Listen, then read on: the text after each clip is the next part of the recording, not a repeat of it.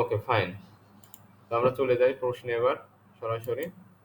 হ্যাঁ, তো এখন প্রথমটা কি দেওয়া ছিল আমাদের? Everything hinges dash what happens next, পরবর্তীতে কি ঘটে সবকিছু তার উপর নির্ভর করছে। তো আপন হয় এটার সাথে, আমরা মনে রাখলাম এটার সাথে ইউপিওএন আপন প্রিপোজিশনটা বসে। অলিভ ব্রাঞ্চ দিয়ে কিসে নির্দেশ করা হয়, এটা কি রিপ্রেজেন্ট করে, এটার মানে কি? Olive branch ingredient of cooking oil. Sir symbol blood বলি নাকি? না, সিম্বল অফ পিস, শান্তির প্রতীক অলিভ জি স্যার, ব্রাঞ্চ। ওই দিকে একটা লাগছে স্যার। সিম্বল অফ পিস, শান্তির প্রতীক হচ্ছে ধরা হচ্ছে অলিভ ব্রাঞ্চ। বাংলাদেশে শান্তির প্রতীক পায়রা না। আচ্ছা, অলিভ ব্রাঞ্চ হলো হচ্ছে শান্তির প্রতীক, সিম্বল অফ পিস। আচ্ছা, hitting below the belt means, 3 number, hitting below the belt, বেল্টের নিচে আঘাত করা। স্যার তো এই নাম্বার এই নাম্বার কি? কি number? A. A number, doing something unfair in a competition, কোনো প্রতিযোগিতায়, কোনো যুদ্ধে, কোনো কিছু অন্যায় কিছু করা। হ্যাঁ, যুদ্ধের সময় ওই যে কোমরের নিচে আঘাত করা কিন্তু অপরাধ হিসাবে ধরা হয়, তাই না? আচ্ছা, জি hitting sir. Below the belt হলো doing something unfair in a competition, কোনো প্রতিযোগিতা, প্রতিদ্বন্দ্বিতা বা কোনো যুদ্ধের সময় মানে ওইটা যুদ্ধ বা প্রতিযোগিতার নীতি বিরুদ্ধ কিছু করা, অন্যায় কিছু করা, সেটাকে বলা হচ্ছে হিটিং বিলো দ্য বেল্ট। আচ্ছা, তাহলে এ নাম্বার উত্তর, 3-এর উত্তর হবে A. The phrase sine die mean, sine die কথাটার মানে কোনটা হবে?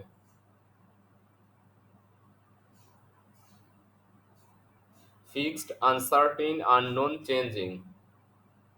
স্যার সার্টেইন নাকি? হ্যাঁ, এটা অনিশ্চিত, কি জানি? অনির্দিষ্ট, ওই যে যেটা ইনডিফিনিটলি বলা হয়। সাইন ডাই মানে অনির্দিষ্ট কালের জন্য, অনিশ্চিত, এরকম সাইন ডাই।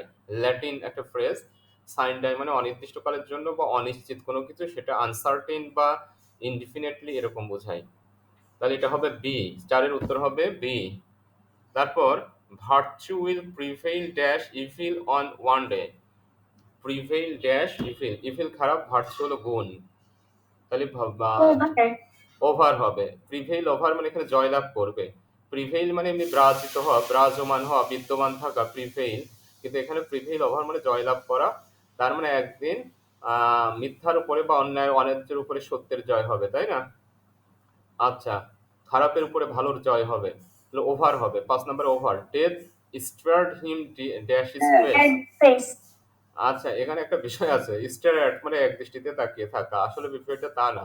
এখানে হবে হচ্ছে ইন, তার হ্যাঁ। উপরে মৃত্যু, তার ফেসের উপরে মৃত্যু প্রকটিত হলো, মানে তাদের মুখ দেখে মনে হচ্ছে যেন মৃত্যুর আভাস পাওয়া যাচ্ছে, মারা যাবে লোকটা।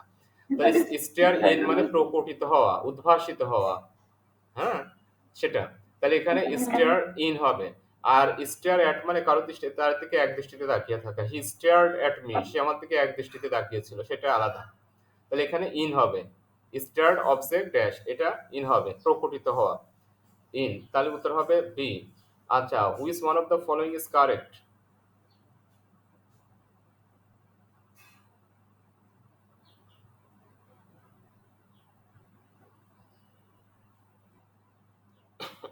Sir 3 number. মানে শেষেরটা? হুম। হুম, দেখি, সবাই দেখি। আচ্ছা, তাহলে আমরা কারেকশন করি। যদি এ ভুল হয়, কারেকশন কি হবে? His knowledge of English. His knowledge of English is good, his knowledge of English হবে, ইংলিশ নলেজ না, knowledge of English. His knowledge of English is good. Our house is made of ব্রিকের এসটা হবে না, made of brick, যে জিনিস দিয়ে তৈরি সেই উপাদানের সাথে প্লুরাল হবে না, সিঙ্গুলার হবে। Our house of is made of brick হবে, শুধু এস দেওয়া স্যার যাবে না। এটা ফ্রম মেমরি হবে স্যার। গেট হ্যাঁ, the poem from memory. Get the poem, by by না, হার্ট হয়। তা হয়নি অন্তু, হয়নি, হয়নি। Sir get the poem by heart বা ফ্রম মেমরি। হ্যাঁ, গেট হবে না তখন, তখন quote the poem from memory, quote the poem. তো জি স্যার, একটু জন্য মিস্টেক। কোট করা মানে উদ্ধৃতি দেওয়া, তাই না? Quote the poem from memory মানে মুখস্থ বলতে বলতেছে, কবিতাটা মুখস্থ আবৃত্তি করা। Quote the poem, QUOT, quote the poem from memory. আরেকটা, get the poem by heart, get the poem by জি দিয়ে স্যার। এখানে যা আছে সবই রাখবো, মেমোরির জায়গায় হার্ট দিয়ে দেবো। তার মানে গেট দ্য পোয়েম হার্ট মানে কবিতাটা মুখস্থ করে ফেলো। Get the poem by heart, কবিতাটা মুখস্থ করে ফেলো। আর quote the poem from memory মানে কবিতাটা মুখস্থ আবৃত্তি করো, মানে বই না দেখে মুখস্থ আবৃত্তি করতে বলতেছে। সেটা হলো quote the poem from memory, আর এটা get the poem by heart. এখানে মেমোরি থেকে হার্ট দিলে কারেকশন হবে। আর there is no room in the bench, এই বেঞ্চে বসার মতো কোনো জায়গা নেই, রুম হবে, প্লেস হবে না, রুম হবে, there is no room in the bench. তাহলে আমাদের বাকি গুলো ভুল ছিল, ঠিক ছিল শুধু ডিটা ঠিক আর বাকিগুলো ভুল। এরপর আমরা আসলাম, the revolution in art has not lost its stream, it dash on as fiercely as ever. Sir এই শব্দার্থের মানেই তো জানি না একটা। সবই শব্দগুলো একটু আনকমন, তাই না? তুমি কি তুলে নি কারণ না হুম।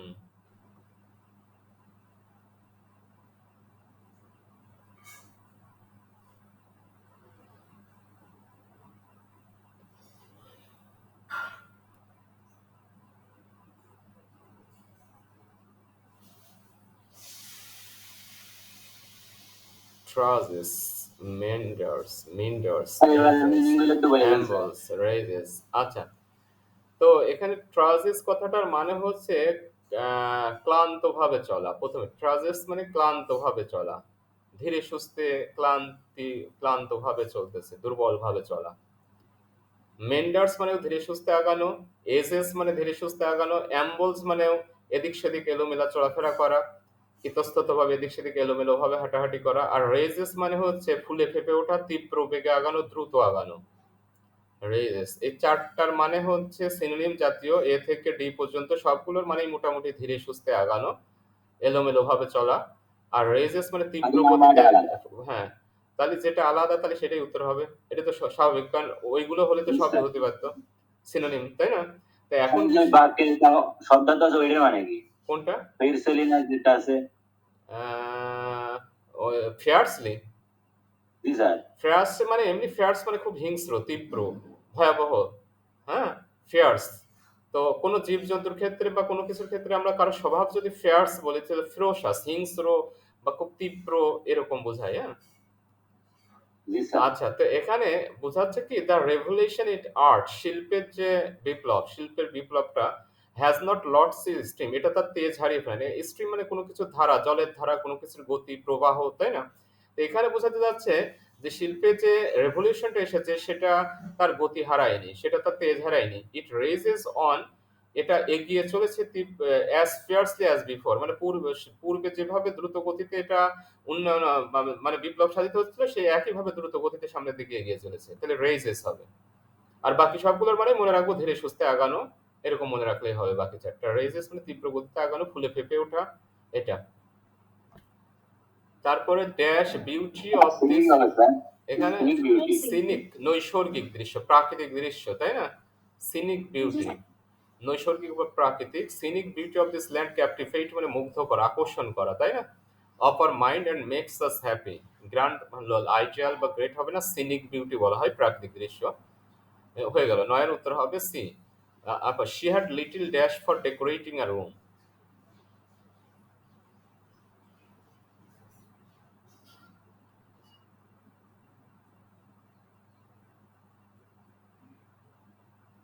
স্যার হুম, এই তো শব্দটা খুব কঠিন কঠিন লাগতেছে। কঠিন তাও মনে লাগছে। হয় স্যার ভ্যানিটি নাকি? ভ্যানিটি, আচ্ছা, ভ্যানিটি শব্দের মানে দম্ভ, গর্ব, অহংকার, ভ্যানিটি। হবে না স্যার। আর বলো তো দেখি, এটিকেট তো চেনো, এটিকেটস এন্ড ম্যানার তোমরা তো জানো, শিষ্টাচার, নৈতিক আচরণ, তাই না? আচ্ছা, ভ্যানিটি মানে অ্যাফিলিয়েশন মানে কি জানো? সংযুক্তি। অ্যাফিলিয়েশন মানে সংযুক্তি, তাহলে ফ্লেয়ার ফর হবে। আচ্ছা হ্যাঁ, ফ্লেয়ার ফর কথাটার মানে ফ্লেয়ার ফর ডুইং সামথিং বা flair for X Y Z, মানে কোনো কিছু করার জন্য সহজাত দক্ষতা বা নৈপুণ্য বা প্রতিভা। She had little flair for decorating a room, তার একটা রুম সাজানোর ব্যাপারে, একটা রুম কিভাবে ডেকোরেট করতে, এই ব্যাপারে তার কোনো যোগ্যতা বা নৈপুণ্য নেই বললেই চলে। আচ্ছা বলো তো, বাক্যটা লিটিল লেখা আছে, বাক্যটা কি অ্যাফার্মেটিভ হলো না নেগেটিভ বাক্য? Sir negative. নেগেটিভ। হ্যাঁ, লিটিল বা ফিউ নেগেটিভ, আর a little a few affirmative, তাই না? আচ্ছা, তো আমাদের নেগেটিভ বাক্য নেই বললেই চলে বলতে হবে, তাই না? আচ্ছা, স্যার মানেগুলো যদি বলতে দেন স্যার। অ্যাফিলিয়েশন মানে আর অ্যাফিলিয়েশন মানে ভ্যানিটি মানে সংযুক্তি, অ্যাফিলিয়েশন মানে সংযুক্তি, ভ্যানিটি মানে গর্ব, দম্ভ, অহংকার, ভ্যানিটি। আচ্ছা, মেয়েরা সবসময় একটা ভ্যানিটি ব্যাগ সাথে রাখে। কারণ এটা তাদের কাছে একটা মানে ভ্যানিটি না এটা। ব্যাগ না থাকলে হয়, জি স্মার্টনেস স্যার। চলে যায় তো। হ্যাঁ, আমরা তো রাখি না, তার বড়রা রাখে। স্যার জি, এটা আচ্ছা, কিন্তু খুব অহংকার স্যার। আচ্ছা ঠিক আছে। এরপরে মেয়েদের নিয়ে উল্টো পাল্টা বলবা না। আচ্ছা ঠিক আছে। এরপরে আমরা পরে আসি দেখি অ্যাফিলিয়েশন সংযুক্ত হয়ে গেল। তো ফ্লেয়ার হয়ে গেল, সবগুলো হয়েছে। তো এরপর আমরা আসি the plant. Plant turned out to be dashed since it would have required more financial backing than was available. এটা সেন্টেন্সের অর্থগুলোর সাথে মিলায়ে আমরা নিচেরগুলো একটু চিন্তা করি।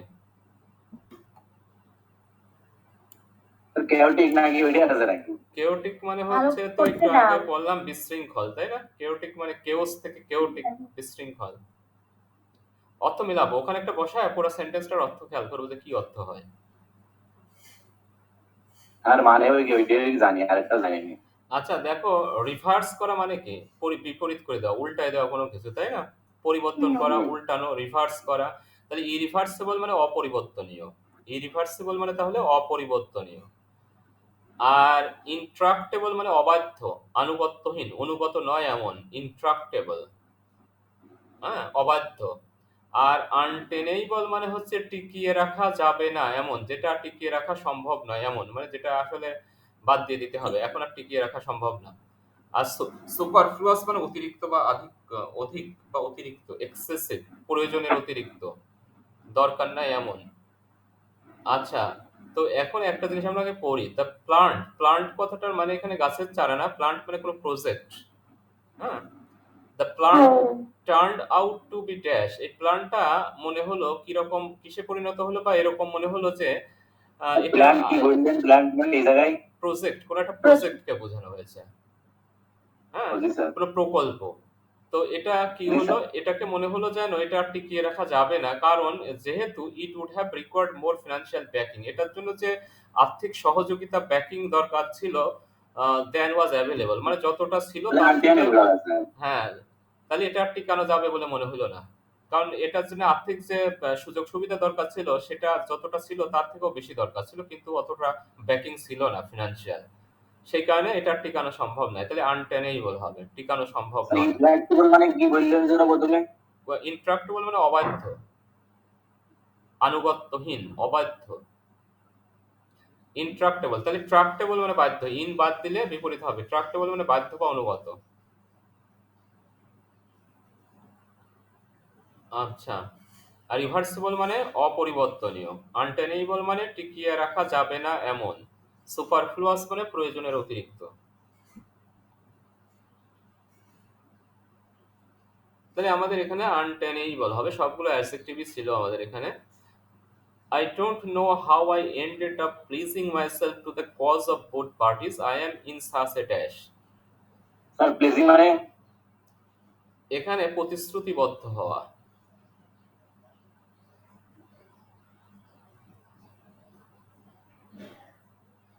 প্রেডিক্টমেন্ট।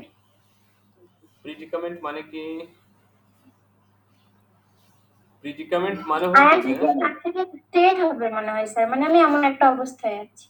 আমি I am in such a অবস্থায় আছি। না। আচ্ছা, স্টেট মনে হচ্ছে আমার। আচ্ছা বলো তো স্টেটের কি কি মানে হয়? রাষ্ট্র হয়, অবস্থা হয়। আর কি হয়? স্টেট মানে বিবৃতি দেওয়া হয়, নাউন হলে স্টেটমেন্ট, তাই না, হয় না? হ্যাঁ। স্টেট। আচ্ছা, তো যাই হোক, অনেক কিছু হয়, স্টেট মানে অবস্থা হয়, অনেক কিছুই হয়। আহ, এখন টার্ময়েল মানে কি? বিশৃঙ্খলা, গোলযোগ, কোলাহল, হইচই, বিশৃঙ্খলা, টার্ময়েল, এলোমেলো পরিস্থিতি। আচ্ছা, পলিটিক্যাল টার্ময়েল মানে কি? রাজনৈতিক অস্থিতিশীলতা, পলিটিক্যাল ইনস্টেবিলিটি। পলিটিক্যাল ইনস্টেবিলিটি মানেই হচ্ছে পলিটিক্যাল টার্ময়েল, রাজনৈতিক টলায়মান অবস্থা। আচ্ছা, লস মানে ক্ষতি, নাউন, কিন্তু ফুল মানে কি? বোকা। ফুল কি নাউন না অ্যাডজেক্টিভ বলো তো? ফুল কি নাউন না adjective? Sir adjective. Fool noun, foolish adjective. জি স্যার। এই জন্য আমরা বলি what a fool you are, what a fool you are, you are a great fool. Great adjective, fool noun. What a fool, article plus noun, what a fool you are, তাই না? তো এটা noun, foolish adjective. আচ্ছা, sir তো predicament মানে? প্রিডিকামেন্ট মানে সংকটাপূর্ণ অবস্থা, কিংকর্তব্যবিমূঢ় অবস্থা। কি করব বুঝতে পারতেছি না। মানে দোটানায় পড়ে যাওয়া। সংকটাপন্ন, ইন এ ফিক্স বলা হয় না? এটা সংকটাপন্ন অবস্থা। তো এখানে বোঝাতে চাচ্ছে যে I don't know, আমি বুঝতে পারলাম না, জানি না কিভাবে আমি নিজেকে এমন অবস্থায় উপনীত হলাম যেন আমি উভয় পার্টিরই উদ্দেশ্য বা উভয় পার্টির দিকেই আমার মন যাচ্ছে। মনে হচ্ছে ওই এই দলও ভালো, ওই দলও ভালো। কোন দিকে যাবো বুঝতে পারতেছি না। ২ দিকে তাহলে তাহলে predicament হবে। প্রিডিকামেন্টই হবে। দোলায়মান টলায়মান অবস্থা, সংকটাপন্ন অবস্থা, সিদ্ধান্তহীনতা। প্রিডিকামেন্ট হবে। I am in such a predicament. একটা হেজিটেশন, কনফিউশন এর মধ্যে পড়ে গিয়েছে সে। আচ্ছা, তারপরে প্রিডিকামেন্ট হবে। এবার হচ্ছে দ্য সার্জনস, মানে শল্য চিকিৎসক যারা অপারেশনের মাধ্যমে রোগ চিকিৎসা করে, ওয়ার ওরিড অ্যাবাউট, দুশ্চিন্তিত হয়ে পড়লো, দ্য পসিবিলিটি অফ ফাইন্ডিং, মানে কোনো কিছু একটা পাওয়ার ব্যাপারে সম্ভাবনা, গ্রোথ ইন দ্য পেশেন্ট, পেশেন্টের মধ্যে তারা কিন্তু দুশ্চিন্তিত হয়ে পড়েছে। সেই বিষয়টা মাথায় রাখতে হবে। তো এখানে বিনাইন একটা, সুপারফিশিয়াল, অর্গানিক, ম্যালিগন্যান্ট আর অপারেবল গ্রোথ। কেন operable? অপারেবল গ্রোথ মানে যেটা অপারেশনের সাহায্যে নিরাময় করা যায়। যদি অপারেশনের সাহায্যে নিরাময় করা যায় তাই এরকম, হবে। তাহলে তো চিন্তিত হওয়ার কথা না। স্যার নিরাময়যোগ্য। benign মানে কি স্যার? বিনাইন মানে ক্ষতিকর নয়, হালকা, সামান্য ক্ষতিকর নয় এমন। সুপারফিশিয়াল মানে কি তাহলে স্যার? inorganic। সুপারফিশিয়াল মানে হচ্ছে ভাসা ভাসা, হালকা, স্যার inorganic। সামান্য। স্যার মানে ম্যালিগনেন্ট হবে। ম্যালিগন্যান্ট হবে। ম্যালিগন্যান্ট মানে ক্ষতিকর। তা ছিলই ওইটাই। হ্যাঁ, ম্যালিগন্যান্ট মানে ক্ষতিকর। অর্গানিক মানে তো জৈব। তো এখন মানুষের দেহের অসুখ-বিসুখ, অপারেশন, এটা তো জৈব হবে। ওটা তো আর ইনঅর্গানিক না। এমনিতে সবই, ক্ষতি হোক আর না ক্ষতি হোক, সবই অর্গানিক মানুষের দেহের মধ্যে, তাই না? আচ্ছা, জি স্যার। তা ম্যালিগন্যান্ট স্যার মানে malignant ক্ষতিকর। মানে ভুলে গেছিলাম। ক্ষতিকর। তাহলে এটা ক্ষতিকর, কোনো কিছু বৃদ্ধি, কোনো টিউমার বা ক্যান্সার এরকম কোনো কিছু তারা পেয়ে তারা চিন্তিত হয়ে পড়েছিল। তাহলে ম্যালিগন্যান্ট মানে ক্ষতিকর, আর বিনাইন মানে ক্ষতিকর নয় এমন। আর সুপারফিশিয়াল মানে ভাসা ভাসা, হালকা, অতি সামান্য। অর্গানিক জৈব, ম্যালিগন্যান্ট ক্ষতিকর, অপারেবল মানে অপারেশনের সাহায্যে নিরাময়যোগ্য। অপারেবল। আচ্ছা, এরপরে he wanted to see the play, সে দেখতে চেয়েছিল প্লেটা, বাট দ্য প্রাইস ওয়াজ, কিন্তু ও যে টিকিটের মূল্যটা ছিল ড্যাশ। স্যার মনে আবার হয় ছিলাম। হতে হয়। তন্তু সি বলেছে। যাই হোক, আমরা দেখি। Sir please. আচ্ছা, স্যার আন্দাজে গিয়ে শুরু না। আরে আন্দাজে না স্যার, আমি এটা শিওর। আর exorbitant মানে অতিরিক্ত বা আধিক্য। হ্যাঁ, সত্যি সবকিছু কথা, আন্দাজে উত্তর বলে কি? ঠিকই আছে। অবশ্য বাদ বাকি একটারও মানে যায় না স্যার, ওইটাই জানতাম। হ্যাঁ, এক্সরবিটেন্ট মানে অতিরিক্ত বা অধিক, প্রচুর, বেশি, এক্সেসিভ। তো এখন আমরা একটু দেখি। রিপ্রেসিভ মানে দমনমূলক। হ্যাঁ, রিপ্রেশন মানে দমন না, পলিটিক্যাল রিপ্রেশন, রাজনৈতিক অবদমন। আর রিপ্রেস মানে দমন করা, দাবিয়ে রাখা। আচ্ছা, মিনিমাল মানে সর্বনিম্ন, সবচেয়ে কম। হ্যাঁ। ওইটাই মেলা আচ্ছা, কথা। কনসিস্টেন্ট মানে সামঞ্জস্যপূর্ণ। কনসিস্টেন্ট এর পর উইথ বসে প্রিপোজিশন, কনসিস্টেন্ট উইথ মানে সামঞ্জস্যপূর্ণ। আর টেন্ডেন্সাস মানে ইচ্ছুক বা কোনো প্রবণ বা উদ্দেশ্যমূলক। টেন্ডেন্সাস ওই টেন্ডেন্সি থেকে এসেছে। টেন্ডেন্সি থেকে এসেছে টেন্ডেন্সাস।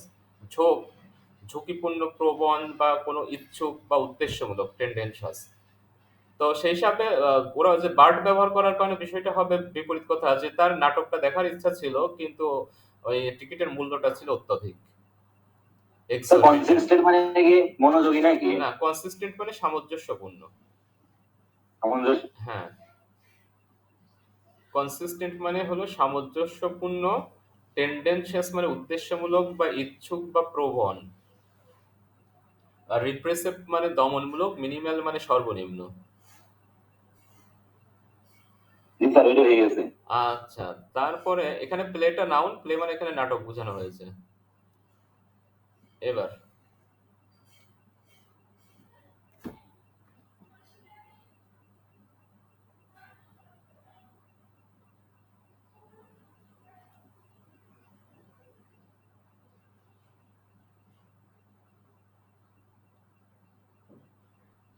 Sir excessive. এক্সেসিভ, হ্যাঁ, মানে অতিরিক্ত গতি, এবং মানুষ যে আবার আর দ্রুত গন্তব্যে পৌঁছাতে চাচ্ছে, ট্রাভেল করে, এই দুটোর মধ্যে একটা ব্যালেন্স থাকা দরকার। মানে গতিও একদম কমায় ফেললেও তো আবার সমস্যা, তাই না? আবার মানুষ যে তাদের গন্তব্যে দ্রুত পৌঁছাতে চায়, এটাও তো দরকার, তাই না? সবকিছুর মধ্যে একটা ব্যালেন্স আনা দরকার। Excessive speed and the desire of most people to travel as quickly as possible. ঠিকই আছে। এই লেভেলে এটাকে ঠিক করা দরকার, ব্যালেন্স করা দরকার। সেটা ট্রাফিক স্পিড লিমিটস আর সেট এট লেভেল, এটাই ঠিক আছে। তো এখানে এটা হবে এক্সেসিভ মানে অতিরিক্ত, প্রুডেন্ট মানে কি বিচক্ষণ, তাই না? জুডিশিয়াস, প্রুডেন্ট, বিচক্ষণ, স্যাগেইশাস, এগুলো হলো বিচক্ষণ। আর নরমাল স্বাভাবিক, আর ইনঅ্যাডভার্টেন্ট মানে অনিচ্ছুক, মার্জিনাল মানে প্রান্তিক, প্রান্তীয়, মার্জিনাল, প্রান্তিক বা প্রান্তীয়। তাহলে আমরা বলেছি প্রুডেন্ট মানে বিচক্ষণ, এক্সেসিভ অতিরিক্ত, ইনঅ্যাডভার্টেন্ট মানে হচ্ছে আমাদের অনিচ্ছুক, মার্জিনাল মানে প্রান্তিক বা প্রান্তীয়।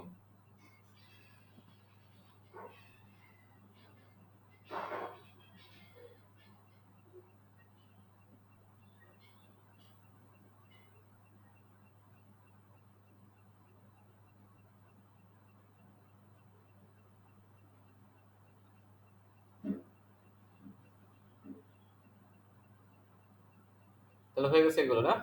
আচ্ছা 16, এক্সপ্লয়েটিং। এক্সপ্লয়টিং, শোষণ হচ্ছে, শোষিত হচ্ছে তারা। সুন্দর বলেছে স্যার এক্সপ্লয়েট। বাদ বাকি মানে তো জানি না স্যার, ওই হ্যাঁ, একটাই জানতাম, মানে আচ্ছা। এলিভেটিং জানি, আর জানি না একটা। অ্যাসুয়েজ জানো না? এলিভেট আর অ্যাসুয়েজ একই, প্রশমিত করা, কমানো, হ্রাস করা, উপশম করা। অ্যাসুয়েজ মানে উপশম করা, এলিভেট মানে উপশম করা বা কমানো বা হ্রাস করা। আর রিপ্রিমেন্ড মানে হচ্ছে তিরস্কার করা। রিপ্রিমেন্ড মানে রিবিউক করা, স্কল্ড করা, তিরস্কার করা। রিপ্রিমেন্ড মানে তিরস্কার করা, গালি দেওয়া, বকা দেওয়া, তিরস্কার করা। আর ইন্টিমেট মানে ভীতি প্রদর্শন করা। ইন্টিমিডিয়েট মানে হচ্ছে ভীতি দেখানো, ভয় দেখানো, ভীতি প্রদর্শন করা। তাহলে আমরা রিপ্রিম্যান্ড কথাটার মানে জানবো, তিরস্কার করা। ইন্টিমিডিয়েট মানে হচ্ছে ভীতি প্রদর্শন করা। এলিভেট মানে উপশম করা। অ্যাসুয়েজ মানে উপশম করা। এক্সপ্লয়েট মানে আজ আমরা পড়েছি, এক্সপ্লয়েট মানে শোষণ করা। তাহলে প্রশ্নটাই ছিল according to the recent studies, সাম্প্রতিক যে গবেষণা বা সাম্প্রতিক জরিপে দেখা যাচ্ছে, price in supermarkets are considerably higher in the inner city, অভ্যন্তরীণ যে শহর সেখানে খুব বেশি, প্রাইসটা বেশি সুপারমার্কেটগুলোতে। দাস এক্সপ্লয়েটিং, এভাবে এক্সপ্লয়েটিং হচ্ছে কিসের? The poor who receive assistance, যারা সহযোগিতা বা ভর্তুকি পেয়ে থাকে, টু বাই ফুড, সরকারের কাছ থেকে যে সুযোগ সুবিধা পায়, কিছু সুযোগ সুবিধা পাচ্ছে গরিবরা, কিন্তু যে টাকা দেয় সেই টাকা দিয়ে তো আসলে কিছু কেনা যায় না, তো এত দাম বেশি। আচ্ছা, এরপর আমরা চলে আসলাম, এগুলো কি তোমরা ওয়ার্ড মিনিং? ড্যানিয়েল কিছু হবে মেবি। হ্যাঁ, এইগুলোর ওয়ার্ড মিনিং গুলো ঠিক করে নিয়েছো, তাই তো? আচ্ছা হ্যাঁ, এবার 17তে কি হবে? স্যার ড্যানিয়েল ডিফো হবে না? না, ড্যানিয়েল ডিফো লিখেছেন Robinson sir Crusoe. George Bernard Shaw. আচ্ছা, হয়নি, তাও হয়নি। স্যার আন্দাজ লাগেনি স্যার কারণ। আচ্ছা শোনো, ড্যানিয়েল ডিফো যেটার জন্য বিখ্যাত সেটা হলো রবিনসন ক্রুসো। ওই যে একটা অ্যাডভেঞ্চারাস কাহিনী আছে, রবিনসন জি ক্রুসো। স্যার, জানি স্যার এই গল্পটা। Daniel Defoe. আচ্ছা, তো এরপরে আছে জনাথন সুইফট লিখেছেন গালিভার্স ট্রাভেলস, তাই না? The adventures of Gulliver's travel report, এগুলো জনাথন সুইফট লিখেছে এটা। আচ্ছা, এটা হলো sir Arthur Conan Doyle. Sir Arthur Conan Doyle হলো Sherlock Holmes is the most famous detective character created by sir Arthur Conan Doyle. আমি একটা জিনিস বলি, স্যার আর্থার কোনান ডয়েলের এটা হলো ডিটেকটিভ উপন্যাস শার্লক হোমস। আচ্ছা, তোমরা কি ফেলুদা দেখেছো বা পড়েছো? ফেলুদা, স্যার সত্যজিৎ রায়। দেখিনি তবে। আচ্ছা, ফেলুদাও গোয়েন্দা কাহিনী, ফেলুদা ওখানকার গোয়েন্দা ডিটেকটিভ, উনি একজন প্রাইভেট ডিটেকটিভ। তো এই পৃথিবীতে যত ডিটেকটিভ কাহিনী আছে, যত উপন্যাস, নাটক, সিনেমা আছে, তারা বিভিন্ন সময় শার্লক হোমসের কথা বলেছে, যে এই মুহূর্তে এখানে যদি শার্লক হোমস থাকতেন তিনি কিভাবে চিন্তা করতেন বা তিনি সমস্যাটা কিভাবে দেখতেন। শার্লক হোমস কিন্তু বাস্তবের কোনো চরিত্র না, এটা একটা কাল্পনিক চরিত্র। শার্লক হোমস চরিত্র সৃষ্টি হলো যেমন হিমু, মিসির আলী কার হুমায়ুন আহমেদের সৃষ্টি চরিত্র, তাই না? তেমনি শার্লক হোমস হলো স্যার আর্থার কোনান ডয়েলের। এবং আগেকার দিনে এই গোয়েন্দা কাহিনীগুলোকে সাহিত্যের মধ্যে ধরা হতো না, যেগুলো কোনো সাহিত্য না। এর মধ্যে মারামারি, কাটা ছেঁড়া, চুরি ডাকাতি, চোর পুলিশ, এগুলো সাহিত্য হবে সুন্দর, সুরুচিপূর্ণ, মানুষের মনে সুন্দর ভাব সাহিত্যে ফুটবে। এই গোয়েন্দা কাহিনীকে সাহিত্য ধরা হতো না। কিন্তু শার্লক হোমসের লেখার পরে স্যার আর্থার কয়েন এত ভালো হলো, এত জনপ্রিয়তা লাভ করলো যে তারপর থেকে গোয়েন্দা কাহিনীও, গোয়েন্দা উপন্যাস এবং এটাও লিটারেচারের একটা ধারা। এবং এই গোয়েন্দা কাহিনী আধুনিক বিশ্বে বেশি জনপ্রিয় অন্যান্য উপন্যাসের চাইতে। আচ্ছা, তো এখন স্যার আর্থার কোনান ডয়েল হবে, বার্নার্ড শো হবে না, মার্ক টোয়েনও না। আচ্ছা, তারপরে হচ্ছে এরপর আমরা আসি man and Superman is a famous drama, এটা কিন্তু নাটক। হ্যাঁ, আর এটা জর্জ বার্নার্ড শ হবেই স্যার, হ্যাঁ, আন্দাজে জে.বি. শ, এইবার কাটবেই। George Bernard Shaw, JB. Shaw বলা হয় ওনাকে, George Bernard Shaw, JB. Shaw. এটা জর্জ বার্নার্ড শ, এটা হচ্ছে man and Superman, John and Bernard Shaw. এটা ঠিক আছে। 18 19 হলো Lady Chatterley's lover, written by DH. Lawrence, এটা লিখেছেন ডি.এইচ. লরেন্স। এটা কি লেডি চ্যাটারলিস লাভার? এটা তোমাদের পাঠ্যপুস্তক থেকে আর নেওয়া। নোবেল এটা একটা নোভেল, উপন্যাস, লেডি চ্যাটারলিস লাভার। এটা হচ্ছে 18-19 শতকের মাঝামাঝি সময়ে এটা প্রকাশিত হয়েছিল। এটা বিভিন্ন দেশে, আমি যেটা বলি, এটা বিভিন্ন দেশে হচ্ছে তোমার যেটাকে বলা হয় ভালগারিটি বা অশ্লীলতার দায়ে অভিযুক্ত হয়ে নিষিদ্ধ ছিল। তারপরে প্রকাশিত হয় এবং প্রকাশিত হওয়ার পরের বছরই এটা সবচেয়ে বেশি বিক্রিত বই, বেস্ট সেলার বই হিসাবে নির্বাচিত হলো পৃথিবীতে, খুব নামকরা। তো যাই হোক, এটা হচ্ছে একটা উপন্যাস, এটা লেডি চ্যাটারলিস লাভার। ডিএস লরেন্সের তোমাদের পাঠ্যপুস্তকে কবিতা আছে, ড্রিম কবিতা, ডিএস লরেন্স তার লেখা, লেডি চ্যাটারলিস লাভার। আচ্ছা, who is popularly known as O Henry? O Henry ছদ্মনাম, তার মূল নাম কি? তার স্যার সি নাম্বার, কোনটা? না না না, C B number, B B. William Sidney Porter, উত্তর হবে উইলিয়াম সিডনি পটার। তার মূল নাম হলো এটা উইলিয়াম আপনি আগে একদিন দিয়েছিলেন স্যার। হ্যাঁ, এটা আগে দিয়েছিলাম একদিন। তো উইলিয়াম সিডনি পটার ও হেনরি নামে পরিচিত। তিনি একজন আমেরিকান শর্ট স্টোরি রাইটার, ছোট গল্প লেখক, আমেরিকান শর্ট স্টোরি রাইটার ও হেনরি। তার মূল নাম হলো উইলিয়াম সিডনি পটার, ও হেনরি তার ছদ্মনাম। তাহলে উইলিয়াম সিডনি পটারের ছদ্মনাম ও হেনরি, ও হেনরি নামেই পরিচিত, মূল নাম উইলিয়াম সিডনি পটার। তার পরিচয় হচ্ছে তিনি একজন আমেরিকান শর্ট স্টোরি রাইটার। এরপরে if winter comes can spring be far behind, PB. Shelley. হ্যাঁ, পার্শ্ববেশী শেলির লেখা। এটার যদি শীত আসে বসন্ত কি দূরে থাকতে পারে? এটার অন্তর্নিহিত অর্থ কি? শীত যদি আসে বসন্ত কি দূরে থাকতে পারে? মানে স্যার একজন মনে করেন, না না এভাবে হবে না, আমি মানে বুঝতেছি ব্যাপারটা কিন্তু বুঝতে পারছি। হ্যাঁ, বিষয়টা হচ্ছে বাংলায় এরকম একটা কথা আছে, রাত্রি যত গভীর হয় প্রভাত তত নিকটে আসে। তাহলে কি জি মানেটা স্যার। কি? তাহলে কথাটার মানে কি দাঁড়ালো? মানে মানুষের জীবনে দুঃখ কষ্ট যত বেশি ঘনীভূত হয়, বুঝতে হবে যে দুঃখের দিন শেষ হয়ে যাচ্ছে, ফুরায় যাচ্ছে, সুখ আসতেছে সামনে, তাই না? রাত্রি যত গভীর হয় প্রভাত তত নিকটে আসে। সমস্যা যত বেশি তোমার জীবন, ধরো সমস্যায় এত বেশি মনে হচ্ছে জীবন গেল, তার মানে ভাবতে হবে সমস্যাটা শেষ পর্যায়ে চলে এসেছে, এরপরে ভালো সময় আসতেছে। আচ্ছা, এখন ode to the west wind নামে একটা কবিতা আছে, ode to the west wind, PB. শেলির। ওই কবিতার শেষ লাইন এটা, if winter come can spring be far behind. আচ্ছা, খুব বিখ্যাত লাইন, এটা পরীক্ষায় পড়ে। এটা তোমাদের পরীক্ষায় এসে পড়েছে, ইন্টারনেট বোর্ডে এটা, এই সেন্টেন্সটার প্রথম অংশ দিয়ে দিয়েছে, পরের অংশ দিয়ে কমপ্লিটিং সেন্টেন্সের মধ্যে পড়েছে। ইফ উইন্টার কামস শেষে কমপ্লিট করতে বলেছে সেন্টেন্সটা। আচ্ছা, PB. Shelley, nothing comes out of nothing, sir William Wordsworth. Who is the creator of this famous line? কে হবে এটা? William Wordsworth. উইলিয়াম ওয়ার্ডসওয়ার্থ না, William Shakespeare. Nothing comes out of ওই নাথিং। এটিও স্যার করাইছিলেন, আমার মনে নেই। হ্যাঁ, এই যে এটার মানে হচ্ছে কারণ বিনা কার্য সংগঠিত হয় না, আগুন ছাড়া ধোয়া হয় না, তাই না? Nothing comes out of nothing. এইটার কথা আমি বলি, তোমরা তো একটা গল্প পড়েছো যে এক রাজা ক্লান্ত হয়ে তার রাজ্য 3 মেয়ের মধ্যে ভাগ করে দিতে চাইলেন রাজ্য শাসনে, ওই যে জি স্যার। কিং লিয়ার গল্পে তার ছোট মেয়ের কে জি উদ্দেশ্য স্যার। করে রাজা বলেছিলেন nothing comes out of nothing. হ্যাঁ, এটা কিং লিয়ারের বক্তব্য, তার ছোট মেয়ে কর্ডেলিয়াকে উদ্দেশ্য করে বলেছিলেন।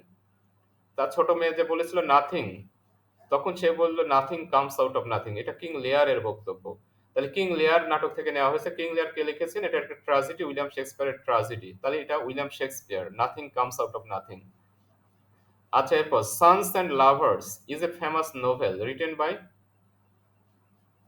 এটাও ডিএইচ লরেন্স, বলে দিই আমি, তোমরা হয়তো জানো না। ডিএইচ লরেন্স একটু আগে পড়ে রিসেন্টলি বলে দিচ্ছিলেন তো এটা। হ্যাঁ, sons and lovers DH Lawrence এবং লেডি চ্যাটার্লিস লাভার, এই দুটো মনে রাখবা। তার এই দুটো সবচেয়ে বিখ্যাত, লেডি চ্যাটার্লিস লাভার আর সানস অ্যান্ড লাভার্স ডিএইচ লরেন্সের লেখা, বিখ্যাত, খুবই বিখ্যাত দুটো উপন্যাস।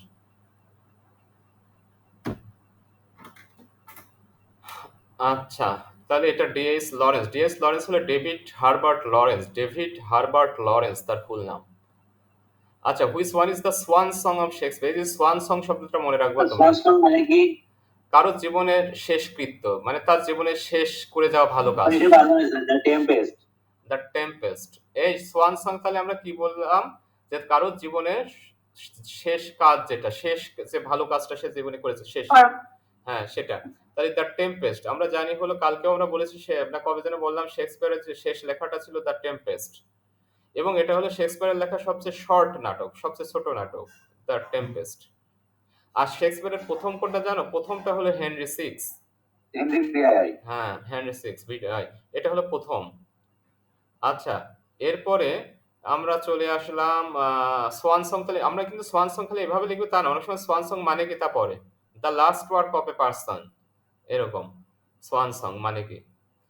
হোয়াটস in a name that which we call a rose by any other name would smell as sweet. বলছে নামে কি যায় আসে, আমরা যদি গোলাপকে অন্য নামেও ডাকি, কিন্তু এর গন্ধ তো এটা তো একই রকম সুন্দর গন্ধ ছড়াবে। গোলাপের নাম যাই হোক, সে তো সুন্দর গন্ধ এমনি ছড়াবে, নামে কি আসে যায়। Who said this? Sir Rosalind sir. আচ্ছা, রোজালিন্ডের কথা মনে আছে? রোজালিন্ড বলতো কোন নাটকে? কালকে মনে নেই পড়লাম, স্যার। কালকে 4টা চরিত্র পড়েছিলাম আমরা। Rosalind as you like it, এটা একটা বলেছিলাম যে আমরা, এটা একটা কমেডি। আর আমরা পড়িয়েছিলাম হচ্ছে রোজালিন্ড ওফেলিয়া, ওফেলিয়া পড়েছিলাম হ্যামলেট। ডেসডেমোনা ট্র্যাজেডি পড়েছিলাম, হ্যাঁ ট্রাজেডি, ডেসডেমোনা পড়েছিলাম ওথেলো, ট্রাজেডি। আর একটা কার নাম ওখানে আমরা পড়েছিলাম? ডেসডেমোনা, ওফেলিয়া, রোজালিন্ড, আর একটা পড়ালাম আমরা কর্ডেলিয়া, কর্ডেলিয়াই তো, হ্যাঁ কর্ডেলিয়া, কিং লিয়ার, কিং লিয়ার এটাও ট্রাজেডি।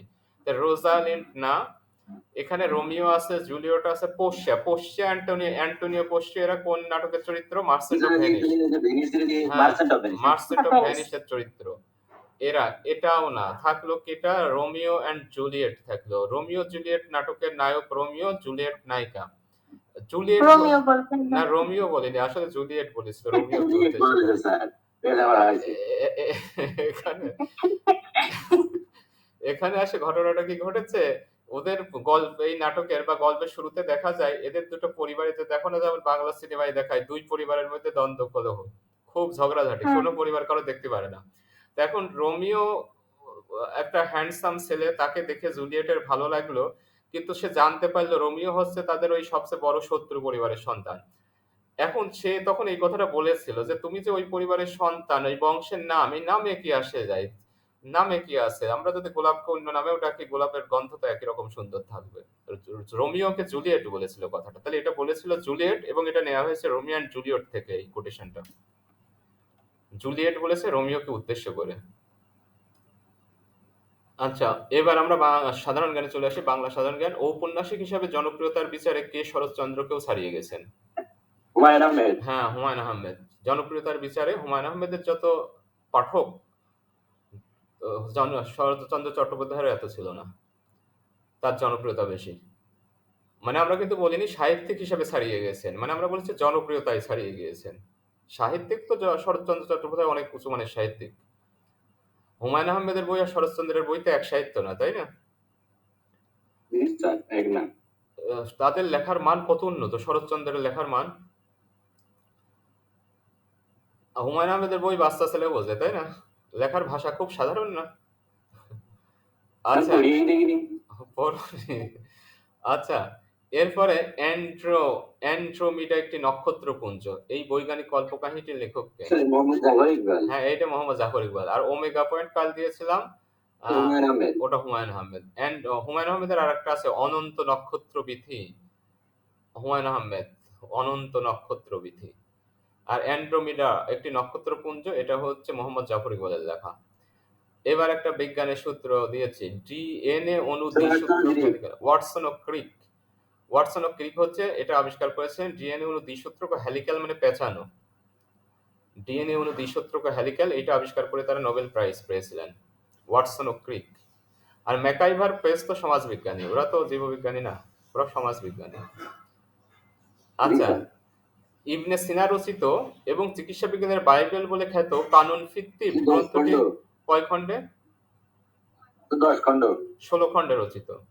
16 খণ্ডে রচিত Okay. কানুন ভিত্তিক চিকিৎসা বিজ্ঞানের বাইবেল বলে খ্যাত চিকিৎসা বিজ্ঞানের বই, এটা খুব নামকরা। ইবনে সিনা রচিত কানুন ভিত্তিক 16 খণ্ডে রচিত গ্রন্থ, 16 খণ্ডে রচিত গ্রন্থ। তো আমরা এটা বুঝতে পারছি। আচ্ছা, 16 খণ্ডে রচিত গ্রন্থ। আচ্ছা, এরপরে আমরা চলে আসছি, আমরা প্রশ্ন দেখতে পাচ্ছি। স্যার এগুলো তো 9-10 এর ইসলাম শিক্ষা বইয়ে ছিল। ছিল না? ছিল। হ্যাঁ, হ্যাঁ, এগুলো এগুলো। জ্ঞানের অঙ্ক। হ্যাঁ। এরপরে বলো তো, আল জিবর ওয়াল মুকাবিলা গ্রন্থটি কার রচিত? আর মনে হয় জি। ওমর খৈয়াম মনে হয়। না, অ্যালজেব্রার আবিষ্কারক কে? অ্যালজেব্রার আবিষ্কারক আবু মুসা ইবনে আল খাওয়ারিজমি। জি স্যার, আমার মনে আছে স্যার। ইনি ও ভারত আজ আরবীয় জীবনটা বিজ্ঞানী। খেয়াল করিনি ওইটুকু। হ্যাঁ, আবু ইবনে মুসা আল খাওয়ারিজমি বা খোয়ারিজমি, ইনি অ্যালজেব্রার আবিষ্কারক। তার ওই গ্রন্থটার নাম ছিল আল জিবর ওয়াল মুকাবিলা। হ্যাঁ, এ থেকে অ্যালজেব্রা শব্দের উদ্ভব। এবার দ্য কনকোয়েস্ট অফ হ্যাপিনেস গ্রন্থখানি কে রচনা করেছেন? Burton sir Russell. ওই যে এই নাম্বার।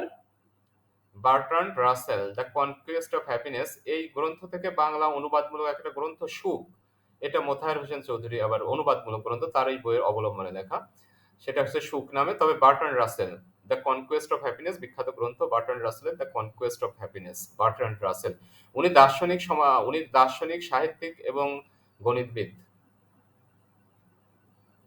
একই সাথে দার্শনিক, সাহিত্যিক এবং গণিতবিদ।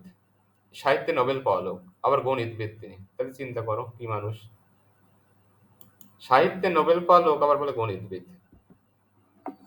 বাবা। আচ্ছা, এরপরে মুক্তিযুদ্ধ ভিত্তিক চলচ্চিত্র শ্যামল ছায়ার পরিচালক কে? শ্যামল ছায়া, স্যার এই গেলাম।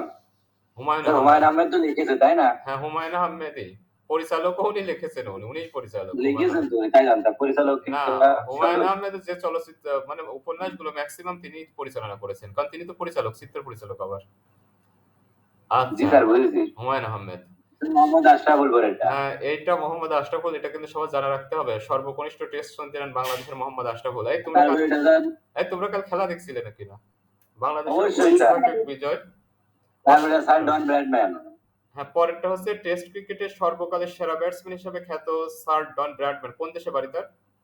অস্ট্রেলিয়ার বাড়ি, গড় 99, 94। হ্যাঁ, ওরে বাবা। উনি যদি আরেকটা টেস্ট খেলতো এবং যদি আজ 4 রান মাত্র করতো, তাতে উনার 100 গড় হয়ে যেত। উনি 29টা টেস্ট খেলে 52টা সেঞ্চুরি করেছেন, 12টা ডাবল সেঞ্চুরি। জি স্যার। 29 টেস্টে 52 সেঞ্চুরি, তার মধ্যে 12টাই ডাবল সেঞ্চুরি। স্যার 29 টেস্ট না, 52 টেস্ট খেলে স্যার 29 হ্যাঁ, 52 সেঞ্চুরি টেস্টে আর 29টা। হ্যাঁ। আর উনার হচ্ছে কি যেন বললাম, উনি কোনো ওয়ানডে খেলেনি, একটা ওয়ানডে খেলেছিল, 0 রানে আউট হয়েছিল, আর কোনো ওয়ানডে খেলেনি, কারণ ওনার সময় ওয়ানডের ওইভাবে প্রচলন হয়নি। জিরো করেছিল স্যার। হ্যাঁ, 0 করে আউট হয়ে গেছিল। তো উনি হচ্ছে একদিন টিভিতে বসে খেলা দেখতেছিলেন, বয়স তখন 90-92 মনে হয়। ওই সময় বাসায় বসে খেলা দেখতেছিল, সচিন টেন্ডুলকারের ভারতের সাথে অস্ট্রেলিয়ার খেলা হচ্ছিল। তো সচিনের ব্যাটিং দেখে সে বলতেছিল নাকি যে এই ছেলেটা তো আমার মতোই খেলে। হুম, পরে নাকি এই তিনি কারণে সচিন সর্বকালের দ্বিতীয় সেরা প্লেয়ার হয়েছে। এজন্য সচিনকে নিয়ে বাড়িতে তিনি নিয়ে দাওয়াত দিয়ে খাওয়াইয়া সচিনকে একটা নিজের অটোগ্রাফ সব ব্যাট উপহার দিয়েছিলেন। সচিনকে তার বাড়িতে দাওয়াত দিয়েছিল সে অস্ট্রেলিয়ায়। এরপরে এই যে তোমরা ইনি জানো, স্যার ভিভ রিচার্ড কোন দেশের? ওয়েস্ট ইন্ডিজের বিখ্যাত জি স্যার, ওয়েস্ট ইন্ডিজের প্লেয়ার, গড় 47, ভালো প্লেয়ার স্যার। বিধ্বংসী ব্যাটসম্যান, মারকুটে ব্যাটসম্যান ছিল। ওয়ানডে ক্রিকেটের খুব নামকরা ব্যাটসম্যান স্যার ভিভ রিচার্ড। জি স্যার। আচ্ছা, ব্রায়ান লারা, আধুনিক টেস্ট ইতিহাসের সবচেয়ে বড় ব্যাটসম্যান ব্রায়ান লারা। 400 রান করেছে স্যার, হ্যাঁ, টেস্ট ক্রিকেটে সর্বোচ্চ রান। এবং ফার্স্ট ক্লাস টেস্ট ক্রিকেটে 501 রান অপরাজিত। জি, উনি 500, ওরে বাবা। 501 এক ইনিংসে 501। আচ্ছা, এবার সুনীল গাভাস্কার ভারতের বিখ্যাত প্রথম ব্যাটসম্যান। 10,000 রান করে স্যার। হ্যাঁ, এ বিখ্যাত লোক সুনীল গাভাস্কার। আচ্ছা, এ জগতে হয় সেই বেশি চায়, আছে মানে যার রবীন্দ্রনাথ মরি। ঠাকুর। এটা কোন কবিতা? মানে তো 2 বিঘা জমি, রবীন্দ্রনাথ ঠাকুরের কবিতা। 2 বিঘা জমি। রবি ঠাকুরের বিখ্যাত কবিতা 2 বিঘা, খুবই ভালো কবিতা। আচ্ছা, এই কবিতা শুরু হয়েছিল কি দিয়ে বলতে পারো? শুরু হয়েছিল, বুঝেছ উপেন এ জমি লইব কিনে। বাবু জি স্যার। কহিলেন, মানে বাবু কহিলেন, বুঝেছ উপেন এ জমি লইব কিনে। আর শেষ হয়েছিল কি দিয়ে জানো? আমি শুধু হাসি আখি জলে ভাসি, এই ছিল মোর ঘটে, তুমি মহারাজ সাধু হলে আজ, আমি আজ চোর বটে। তোর বাটে। এটা দিয়ে শেষ হয়েছে। আর এই কবিতার আরেকটা বিখ্যাত চরণ আছে, যেটা আমরা লিখে থাকি বিভিন্ন রচনা লেখায় কোটেশন দিই, যে অবারিত মাঠ গগন ললাট চুমে তব পদধূলি, ছায়া শুনিবে শান্তির নীর ছোট ছোট গ্রামগুলি। আমরা যে বাংলার প্রকৃতি, বাংলার গ্রামের বর্ণনা দেওয়ার সময়, বাংলাদেশের প্রাকৃতিক সৌন্দর্যের বর্ণনা দেওয়ার সময় অনেক সময় লিখি। তার মানে এই কবিতার মধ্যে অনেক সুন্দর সুন্দর লাইন আছে, বিখ্যাত সব কোটেশন। আচ্ছা, তাহলে এটা 2 বিঘা জমি। বলো তো নিমন্ত্রণ কবিতাটি কার লেখা? নবকুমার গোপালকুণ্ডলা স্যার। আচ্ছা, তুমি আগে এটা বলো, নিমন্ত্রণ কবিতাটি কার লেখা? নিমন্ত্রণ, সুকুমার রায়। না, নিমন্ত্রণ কবিতাটি জসীমউদ্দিনের লেখা। তুমি যাবে ভাই যাবে মোর সাথে আমাদের ছোট গায়ে, এটা হচ্ছে নিমন্ত্রণ কবিতা জসীমউদ্দিনের। পাপ কবিতাটি কার লেখা বলো তো? নজরুলের পাপ কবিতা। এটা জানি না স্যার। পাপ কবিতা নজরুলের লেখা। পাপ কুলি মজুর কুলি কবিতাটা মজুর তো নজরুল। নজরুলের লেখা। তো আমি ভাবছিলাম হয়তো তোমরা না জানলে বলবা কুলি মজুর কবিতা, কবিতার সাথে একটা ভাব দেখে মনে হচ্ছে হতেই পারে কুলি মজুর কবিতা।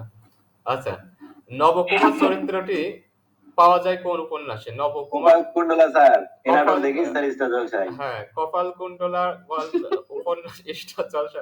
এই এই ঐশীর অন্তু সম্পর্কে একটা মন্তব্য করো। ও স্টার জলসা দেখে খুব, তাহলে ওর কি বোঝা যাচ্ছে?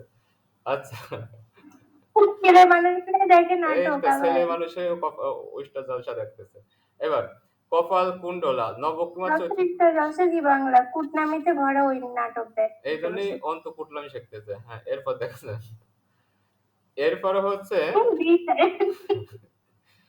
তাহলে কপালকুণ্ডলা হচ্ছে উপন্যাসের নায়ক নবকুমার, আর কপালকুণ্ডলা হচ্ছে নায়িকা। আচ্ছা, গৃহদাহ, গৃহদাহ কার লেখা জানো তোমরা? জানো? শরৎচন্দ্র। স্যার শ্রীকান্ত গৃহদাহ। ওই শরৎচন্দ্র। যে এইটা পথের দাবি কার লেখা? শরৎচন্দ্র। পথের দাবি শরৎচন্দ্র। পথের দাবি ও শরৎচন্দ্র। শেষের কবিতা রবি ঠাকুর। আচ্ছা, কপালকুণ্ডলা জি স্যার, নবকুমার। এটা জানি। দেখিতে গিয়েছি পর্বতমালা, দেখিতে গিয়েছি সিন্ধু ডট ডট ডট, একটি ধানের শীষের উপর একটি শিশুর বিন্দু, মাঝখানে আরো অনেক লাইন। আচ্ছা, রবি ঠাকুর তার এই বিখ্যাত, জীবনানন্দ দাশ স্যার। কাকে উৎসর্গ করে? জীবনানন্দ দাশ। হয়নি, সুকুমার রায়। কাজী নজরুল ইসলাম। সুকুমার রায়। না না, আন্দাজ লাগলো না স্যার। আচ্ছা দেখো, সুকুমার রায় হলো সত্যজিৎ রায়ের বাবা। সত্যজিৎ রায়ের বাবা ছিলেন সুকুমার রায়। জি স্যার। তো এই সুকুমার রায়, সুকুমার রায়ের মা, সুকুমার রায় যখন ছোট তখন তার মা সুকুমার রায়কে নিয়ে ওই যে আমাদের হচ্ছে রবি ঠাকুরের কাছে গিয়েছিলেন আশীর্বাদ আনতে, এবং বলেছিলেন ওকে একটু আশীর্বাদ করে একটা অটোগ্রাফ দিয়ে দেন ওকে। রবি ঠাকুর তো স্টার মানুষ, কত লোক আসে অটোগ্রাফ নিতে। তো এখন তিনি ওই বলেছিল ওর খাতায় একটা প্যাড বা খাতা মতো ছিল, ছোট নোটবুক, তো বলেছিল নোটবুকটা দাও। দিলে তিনি সাথে সাথে মানে একদম দাঁড়ায় এত সুন্দর কবিতা লিখে ফেললেন, লিখে নিজে সিগনেচার করে দিলেন নিজে রবি ঠাকুর। মানে তিনি একেবারে সাথে সাথে দাঁড়ায় এই কবিতা লিখে ফেললেন। বাবা, মানে মনে হয় যেন সব রেডি আছে আগে থেকেই, তাই না? কপি করে দিল। এই হচ্ছে ট্যালেন্ট। হ্যাঁ, তো এটা সুকুমার রায়কে উৎসর্গ করেছিলেন তিনি। আচ্ছা, শরৎচন্দ্রের গৃহদাহ উপন্যাসের নায়িকার নাম কি? স্যার ভারতী। না, ভারতী হলো পথের দাবির নায়িকা। লাগলো না আন্দাজ। শিউলি হলো রবি ঠাকুরের শিউলিমালা ছোট গল্পের, না নজরুলের শিউলিমালার নায়িকা হলো শিউলি। অচলা, শরৎচন্দ্রের গৃহদাহ উপন্যাসের নায়িকার নাম হচ্ছে অচলা। অচলা। আর এই উপন্যাসের নায়ক দুইজন, মহেশ আর সুরেশ, মহিম আর সুরেশ, মহিম আর সুরেশ। আর মালতী বানায়া দিছি নাম, ওটা কারোর নাম নাই, আছে ওই রকম স্যার কোনো নাম। পুরবি কিসের করলেন? পূরবী কোনো জায়গায় এরকম কোনো নাম নাই, এমনিতেই নাম দিছে এটা। শিউলি খালি শিউলিমালা, নজরুলের শিউলিমালা ছোট গল্পের নায়িকা, আর ভারতী হলো নজরুলের পথের দাবি উপন্যাসের নায়িকা, আর অচলা হলো গৃহদাহের নায়িকা। এই প্রশ্নটা অনেক সময় পরে পরীক্ষায় অ্যাডমিশন বা বিসিএস এ পড়ছে। মহিম, সুরেশ, অচলা এই চরিত্রগুলো পাওয়া যায় কোন উপন্যাসে? উত্তর হবে গৃহদাহ। মহিম, সুরেশ, অচলা। আচ্ছা, এবার হলো কোন দিবসটিকে মুক্তিযোদ্ধা দিবস হিসাবে ঘোষণা করা হয়েছে?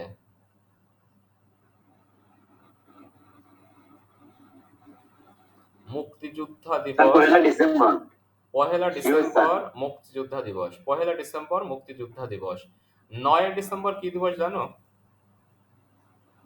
স্যার এরই মনে নেই। আচ্ছা বলো তো, রংপুর জেলার পায়রাবন্দ গ্রামে 1880 সালের 9 ডিসেম্বর জন্মগ্রহণ কোন স্যার করেছিলেন বেগম কে? রোকেয়া বেগম বেগম রোকেয়া রোকেয়া। হ্যাঁ 1932 সালের 9 ডিসেম্বর আবার মরে গেছে তাই না? 32 না 30? 32 সাল তার মানে তার জন্ম 52 বছর বয়সে মারা গেছেন। তাই 9 ডিসেম্বর জন্ম, 9 ডিসেম্বর মৃত্যু। তিনি হচ্ছেন বেগম রোকেয়া। 9 ডিসেম্বর হলো রোকেয়া দিবস, বেগম রোকেয়া দিবস। আচ্ছা, এটা 21 ডিসেম্বর। আর 21 এটার উত্তর 39 এর উত্তর হলো 1 ডিসেম্বর মুক্তিযোদ্ধা দিবস। আচ্ছা, দেশের কথা বলছি। হ্যাঁ 41 তো পয়লা জানুয়ারি। হ্যাঁ, আর 40 এর উত্তর কি হবে? সশস্ত্র বাহিনী দিবস কোনটা? 21 নভেম্বর। হ্যাঁ 21 স্যার 21 নভেম্বর। নভেম্বর। সশস্ত্র বাহিনী দিবস হচ্ছে 21 নভেম্বর। আচ্ছা, এরপর বলো জাতীয় গ্রন্থ দিবস কোনটি? পয়লা জানুয়ারি। 1 ফেব্রুয়ারি। এই আগে দেখি, না উত্তর হবে জাতীয় গ্রন্থ দিবস 1 জানুয়ারি, এটা গ্রন্থ দিবস। 1 জুলাই ঢাকা বিশ্ববিদ্যালয় দিবস। আমি 1 জুলাই, আনসারটা ঠিক করছি। 1 জুলাই হলো ঢাকা বিশ্ববিদ্যালয় দিবস, আর 1 জানুয়ারি হলো জাতীয় গ্রন্থ দিবস। আর 1 ডিসেম্বর তো আমরা পড়ে আসলাম মুক্তিযুদ্ধ দিবস। আর 1 ফেব্রুয়ারি হলো জাতীয় কবিতা দিবস, কবিতা দিবস। তাহলে জানুয়ারিটা কি হবে? 1 জানুয়ারি গ্রন্থ দিবস, 1 ফেব্রুয়ারি কবিতা দিবস, 1 জুলাই ঢাকা বিশ্ববিদ্যালয় দিবস, 1 ডিসেম্বর মুক্তিযোদ্ধা দিবস। জি স্যার। ওয়াল স্ট্রিট কোথায় অবস্থিত? Sir new York. নিউ ইয়র্কে। এটা হলো কিসের জন্য বিখ্যাত? স্টক মার্কেটের জন্য বিখ্যাত। স্টক মার্কেটের বিশাল ব্যবসা ওখানে, পৃথিবীতে সবচেয়ে বড়। ওয়াল স্ট্রিট হলো নিউ ইয়র্কে অবস্থিত, স্টক মার্কেটের জন্য বিখ্যাত। আচ্ছা, সেন্ট হেলেনা দ্বীপটি কোন মহাসাগরে অবস্থিত? আটলান্টিক। আটলান্টিক মহাসাগরে। সেন্ট হেলেনা দ্বীপ আটলান্টিক মহাসাগরে। এখানে কি হয়েছিল? এই সেন্ট হেলেনা দ্বীপ কেন ইতিহাসে এত নাম করলো? স্যার যে প্রথমে এখানে যায় যে কি কলম্বাস মানে এই দিকে যায়। না, সেন্ট হেলেনা দ্বীপে নেপোলিয়নকে বনবাস দেওয়া হয়েছিল। ও স্যার নেপোলিয়নকে করা হয় স্যার। নেপোলিয়নকে বনবাসে পাঠানো হয়েছিল। জি স্যার। বনবাস না কি এবার বলে এটাকে? হ্যাঁ? ওই যে ওয়াটারলু যুদ্ধে তিনি হারিয়ে গেছিলেন ইংরেজদের কাছে, তারপর এখানে তাকে পাঠানো হয়েছিল শাস্তি স্বরূপ। একদিন আন্তর্জাতিক করি না এখানে বলা যাচ্ছে। তিনি সাগর পার হয়ে সাতটায় চলে আসছিলেন, জানো তোমরা? সেন্ট হেলেনা দ্বীপে আটলান্টিক সাগর পাড়িতে চলে আসছিল। ওরে বাবা। সে কি মানুষ নাকি? হ্যাঁ। পৃথিবীর সর্ববৃহৎ দ্বীপ কোনটি? Sir Greenland. গ্রিনল্যান্ড সর্ববৃহৎ দ্বীপ। বজ্রপাতের দেশ কোনটি? মালিকানা ডেনমার্ক মনে হয়। হ্যাঁ, বজ্রপাতের দেশ কোনটি? বাহরাইন। ভুটান। ভুটান। বজ্রপাতের দেশ হলো ভুটান। আর যদি দিলাম তো লাগলো না। খুব বেশি স্যার বজ্রপাত। অনেকদিন আন্তর্জাতিক করি না তাও হচ্ছে। ভুটানে খুব বেশি বজ্রপাত হয়। আর এখানে জাপানকে বলা হয় ভূমিকম্পের দেশ, তাই না? হ্যাঁ, এটা জানি। জাপানে খুব বেশি ভূমিকম্প হয়। আর জাপানে প্রতিদিনই 2-1টা ভূমিকম্প হয়, জাপানে প্রতিদিনই হয়। প্রতিদিন। হ্যাঁ, আর জাপানের বিল্ডিং এর নিচে ওই যে হাইড্রোলিক স্প্রিং লাগানো, কার্ডবোর্ড দিয়ে রাখে। তো এই কারণে বিল্ডিং গুলো হেলাদুলা করে, কাইত হয়, এদিক হয়, ওদিক হয়, আবার ভূমিকম্প চলে গেলে সোজা হয়ে যায়। ওরে বাবা। তুমি স্যার বিল্ডিং আমাদের দেশে সিস্টেম করতে পারে না ঢাকা শহরে। খরচ আছে, তোমাদের তো টাকা নাই তো। তোমাদের দেশে তো এই ধরো 2 তলার ফাউন্ডেশন দিয়ে 5 তলা তুলে ফেলবে। হ্যাঁ, আমরা তো ফকির দেশ। এটাই আর কি। বাহরাইন, বাহরাইন হচ্ছে মুক্তার দেশ বলা হয়, বাহরাইনকে মুক্তার দেশ বলা হয়। বাবার আমি কিসের দেশে কি বানাইতেছিলাম? বাহরাইন হলো মুক্তার দেশ। তো মোটামুটি এ পর্যন্ত আমাদের আজকের ক্লাস। আর আমরা ওয়ার্ড মিনিং ধরেছি, যারা উপস্থিত আছে সবারই ধরা হয়েছে, বাকিরা তো উপস্থিত নাই। উপস্থিত কেন নাই তোমরা একটু গ্রুপে ওদেরকে আজকে একটু জিজ্ঞেস করো, আমি একটু দেখবো যে উপস্থিত নাই কেন, বা কালকেও ছিল না, কি সমস্যাটা কোথায়। তোমরা গ্রুপে একটু প্রশ্ন করবা যে ওরা কোথায় গেল, কেন ক্লাসে নাই 2 দিন ধরে, খোঁজ খবর জি নিও। স্যার। তো ঠিক আছে, আজকের মতো ক্লাস শেষ করি। ওয়ার্ড মিনিং যেহেতু ধরা হয়ে গেছে, আমি তোমাদের ওয়ার্ড মিনিং 4 নাম্বারটা পাঠিয়ে দেবো, হ্যাঁ, ছবি করে ড্রিল। তো ঠিক আছে, শেষ করি। আসসালামু হ্যাঁ, আলাইকুম স্যার। ওয়ালাইকুম আসসালাম।